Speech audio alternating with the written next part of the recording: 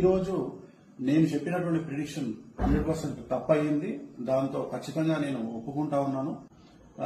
ఈ ప్రిడిక్షన్ తప్పవడం వల్ల ఇది జగన్మోహన్ రెడ్డి గెలుస్తారు అని చెప్పినటువంటి ప్రిడిక్షన్ తప్పవడం వల్ల నేను ఒక నిర్ణయాన్ని తీసుకున్నాను.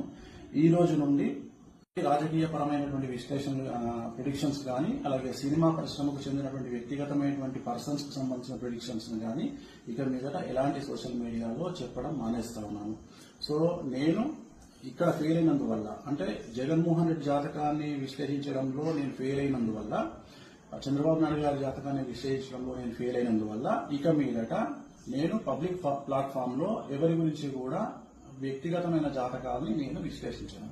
క్రికెట్ కు సంబంధించి కానీ, అలాగే రాజకీయ నాయకులకు సంబంధించి కానీ, అలాగే సెలబ్రిటీలకు సంబంధించి కానీ ఎవరి గురించి కానీ వ్యక్తిగతమైనటువంటి జాతకాలు విశ్లేషించడం అనేటువంటిది నేను నిర్ణయం తీసుకున్నాను. ఈరోజు నేను చెప్పినటువంటి